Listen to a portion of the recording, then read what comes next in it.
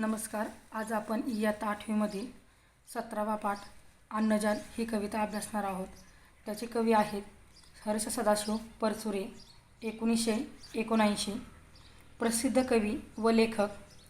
सह्याद्रीच्या दरीखोऱ्यातून भटकताना वाढलेल्या जाणीवांमधून परिस्थितिकीचा अभ्यास करण्याची गरज जाणवली. पलाश आणि इकॉलॉजिकल सोसायटी ऑफ इंडिया यांचा परिस्थितिकीचा अभ्यासक्रम त्यांनी पूर्ण केला. कॉलेजच्या दिवसात निर्माण झालेल्या गद्य आणि पद्यलेखनाची आवड पुढे वाढत गेली. वर्तमानपत्रातून भटकंतीवर लिखाण केले. पुढे वनाचे श्लोक हे परिस्थितिकीवरचं आगळं वेगळं लेखन त्यांनी केले. आज ते त्यांच्या कविभूषणाच्या काव्यावरील अभ्यास व व्याख्याने आणि वनाचे श्लोक यासाठी ओळखले जातात. निसर्गात सर्व सजीव आणि निर्जीवांत परस्पर संबंध असतात. ते उत्तरोत्तर गाढ आणि क्लिष्ट होत जातात. जीवसृष्टी निर्माण होताना लाखो वर्षात अन्नसाखळ्या तुटत गेल्याने निसर्गानेच महाजाल निर्माण केले. म्हणजेच प्रत्येक जीव एकापेक्षा जास्त जीवांना खाऊन जगू लागला. त्यामुळे या अन्नजालातल्या काही जीवजाती नष्ट झाल्या तरी ते पूर्ण नष्ट होत नाही, मात्र ते नक्कीच कमकुवत होत हेच या वनाचे श्लोकमधून घेतलेल्या पद्याचे सार आहे. आता पाहूया कविता. कडीस जोडूनी दुजा कडीला, मनुष्य बनवत असे साखळीला. जरी तोडिले त्यात मधल्या कडीला, तरी भंगून जाई संपूर्ण माला. पहा कसे कोळी विणतात जाळे, धाग्यास एका बहु जोडलेले. बहुतांश त्या जोडलेले कित्येक, बिघडते नजरीही तुटले अनेक. एकीस खाई दुजी प्राणीजात, दुजीस तिजी अशी साखळीत. जर का दुजी जात मेली समस्त, उभी साखळी होऊन जाय नष्ट. निसर्ग नारायणे देखिले हे, अन विनिले महान जालासी पाहे. जरी प्राणीजाती किती लोपल्या रे, तरीही टिकोनी महाजाल राहे. तगले असे की महाजाल रेते, तरीही जाना ते क्षीण होते. मारित जाता बहु प्राणीजाती, तुटोनी संपेल ते जाल पुढती. पाहूया अन्नजाल कविता. अन्नजाल म्हणजे अन्नाची साखळी. पहिलं कडवं. कडीस जोडूनी दुजा कडीला, मनुष्य बनवित असे साखळीला. जरी तोडिले त्यात मधल्या कडीला, तरी भंगुनी जाई संपूर्ण माला.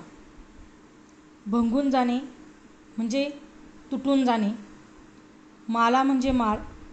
कडी म्हणजे साखळीचा एक घटक. दुजा म्हणजे दुसरा.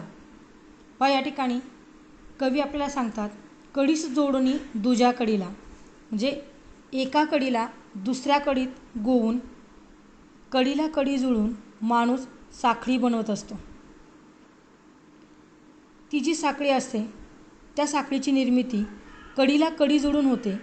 या साखळीत मधली कडी जर तुटली किंवा तोडली तर संपूर्ण गुंफलेली माळ विस्कटून जाते, तुटून जाते. जरी तोडिले त्यात मधल्या कडीला, तरी भंगुनी जाई संपूर्ण माला. प्राणीमात्रामध्ये म्हणजे अशा प्रकारे अन्न साखळीच्या बाबतीत ही होत असते. म्हणजे एक प्राणी दुसऱ्या प्राण्याला खातो, दुसरा प्राणी तिसऱ्या प्राण्याला खातो. मग अशा प्रकारे ती अन्न साखळी त्या ठिकाणी तयार झालेली असते. मग ही अन्न साखळी जर आपल्याला बरोबर ठेवायची असेल तर सर्व प्राणमात्रांना आपण सारखं त्या ठिकाणी मानलं पाहिजे. सगळ्यांना आवश्यक, सर्व प्राणीमात्र आपल्यासाठी आवश्यक आहेत असे या ठिकाणी कवी आपल्याला या ठिकाणी या कडव्यातून सांगू इच्छितात. दुसरं कडवं आहे. पहा कसे कोळी विणतात जाळे, धाग्यास एका बहु जोडलेले. बहुतांश त्या जोडलेले कित्येक, बिघडतने जरीही तुटले अनेक. या ठिकाणी कवीने कोळीकिड्याचं उदाहरण दिलेलं आहे. सर्वांना कोळीकिडा माहीत असतो, तो त्याचे जाळे विणत असतो. आपण कोळीकिड्याचे जाळे बघितले आहे. ते एकमेकांना तंतूने जोडून तयार केलेले असते. अशा प्रकारे कोळीकिड्याचे जाळे तयार झालेले असते. यातले बरेचसे धागे तुटल्यामुळे धाग्याअभावी हे कोळी किड्याचे जाळे विस्कटून जात नाही. हे तसेच्या तसंच असतं, कारण ते जास्तीत जास्त तंतूंपासून तयार झालेले असते.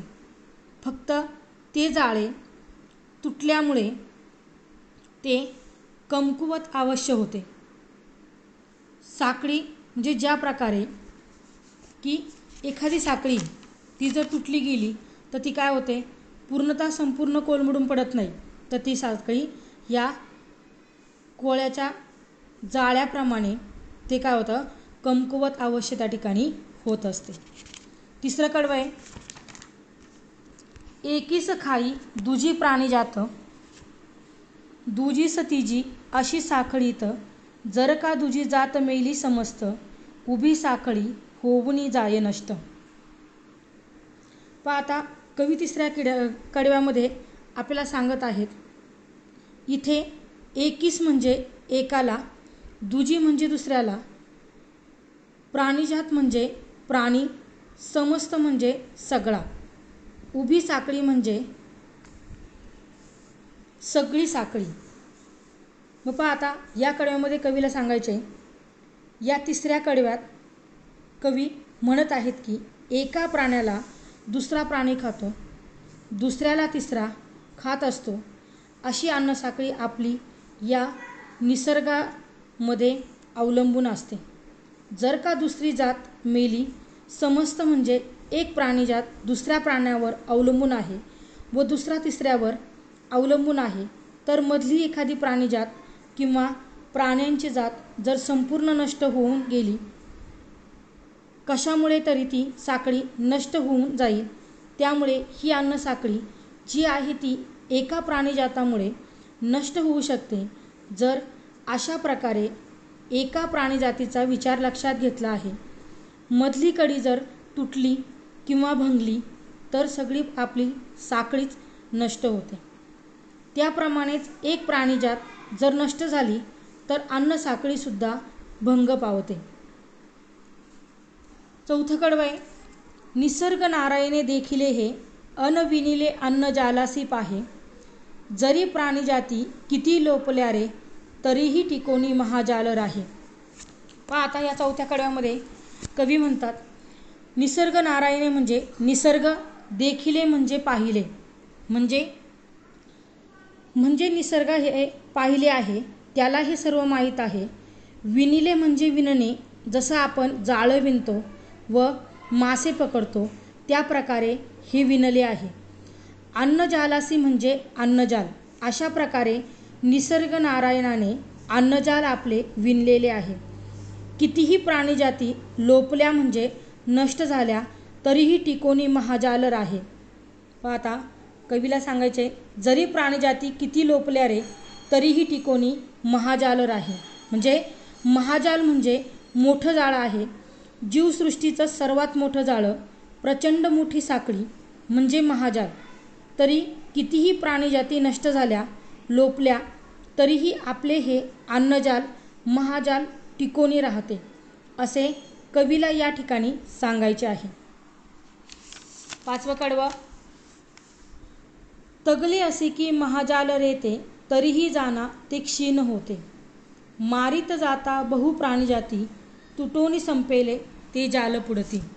पण आता कवीला शेवटच्या कडव्यात सांगायचं आहे. कवी म्हणतात, तगले म्हणजे वाचणे, महाजाल म्हणजे प्रचंड मोठी साखळी, क्षीण होणे म्हणजे कमकुवत होणे, कमजोर होणे. तगले असे की महाजाल रेते, तरीही जाता ते क्षीण होते, एकावर अवलंबून असते दुसरे प्राणी, दुसऱ्यावर तिसरे प्राणी अवलंबून असते. अगोदर कवीने सांगितल्याप्रमाणे एक प्राणीजात जरी नष्ट झाली तरी संपूर्ण अन्नाची साखळी नष्ट होत नाही किंवा तुटून जात नाही, पण ती क्षीण होते, कमकुवत होत जाते. म्हणजेच कमकुवत होत जाते कारण त्याचा एक भाग नष्ट झाला किंवा एक धागा तुटला. त्यामुळे जरी ज्याप्रमाणे कोळी किड्याचं जाळं ज्या प्रकारे आहे पूर्णभंग तुटत नाही, त्याप्रमाणे ते कमकुवत होत जाते, ते क्षीण होत जाते. त्याप्रमाणे हे अन्न साखळीचं महाजाल हे सुद्धा एक पूर्ण प्राणीजात नष्ट झाल्यामुळे क्षीण होत जाते, कमकुवत होत जाते. मारित जाता बहु प्राणीजाती तुटोनी संपेन ते जाल पुढती. मनुष्याला, पूर्ण मानवजातीला हा संदेश देत आहेत कवी की तुम्ही प्राणीमात्रांची हत्या करता आणि इतर काही गोष्टींसाठी बरेचसे प्राणी मारले जात आहेत. स्वतः मरणं ही वेगळी गोष्ट आहे आणि त्यांना मारणं ही वेगळी गोष्ट आहे. मारित जाता बहु प्राणीजाती म्हणजे खूप पुष्कळसे प्राणी मानवाने आपल्या स्वार्थासाठी मारले आहेत, त्यांना संपून टाकलेले आहे. यामुळे तुटोनी संपेल हे जाल पुढती म्हणजे हे अन्नजाल पुढे जाऊन तुटून संपून जाईल. जे कमकुवत झालेला हे महाजाल आहे हे पूर्णपणे संपुष्टात येईल, असा संदेश कवीने या पूर्ण कवितेतून दिलेला आहे. धन्यवाद.